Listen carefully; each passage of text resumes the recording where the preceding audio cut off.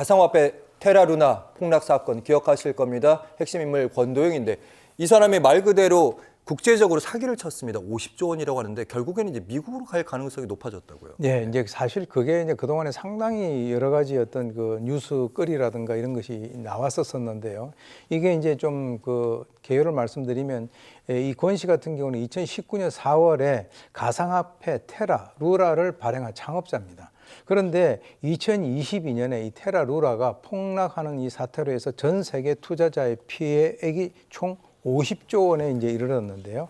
그게 이제 이러한 그 사태 직전에 2022년 4월에 이 권 씨 같은 경우는 싱가포르로 출국을 해가지고 잠적을 했다가 이후에 아랍에미레이트 그리고 세르비아를 거쳐서 몬테네그로라고 하는 이 지역에 입국을 했었는데 그해 이제 3월 23일에 현지 공항에서 위조 여권을 가지고 있는 것으로 이제 적발이 돼가지고 징역 4개월의 선고를 받고 형을 마치고 이제 외국인 그 수용소에 이송이 된 거죠. 예. 그런데 이제 이 사람은 자기가 이제 한국으로 오고 싶다라고 하는 거죠. 제가 나중에 설명을 드리겠습니다만은 이 한국 송환을 결정을 일단 하급심에서 결정을 했는데 그것을 이제 그쪽에 있는 몬테네그로에 있는 고등법원에서 그것을 이제 무효로 하고 미국 송환을 결정을 했단 말이죠.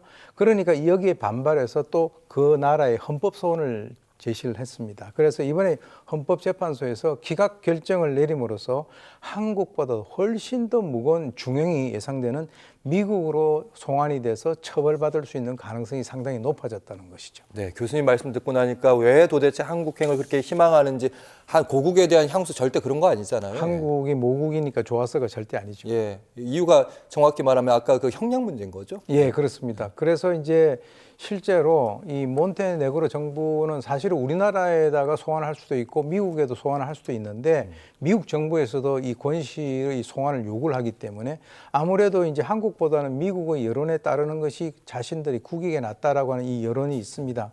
그래서 지금 이제 미국 같은 경우는 지금 한 어떤 범죄 행위에 대해 가지고 그 개별 범죄마다 형량을 갖다 합산하는 그런 시스템을 하고 있기 때문에 유사 사례로 투자자 3만 7천 명을 상대로 해서 89조 원을 사기를 친 전 나스닥 증권 거래소장에게 150년의 선고가 떨어졌단 말이죠.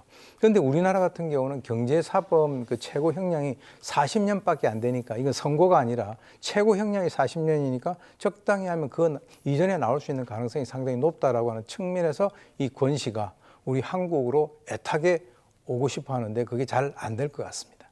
안 될 것 같다. 네. 그 말씀 힘주셔서 말씀하셨습니다. 못된 사람은 진짜 처벌받아야 되고 안타까운 사람 목숨을 잃지 않는 세상 됐으면 하는 바람입니다.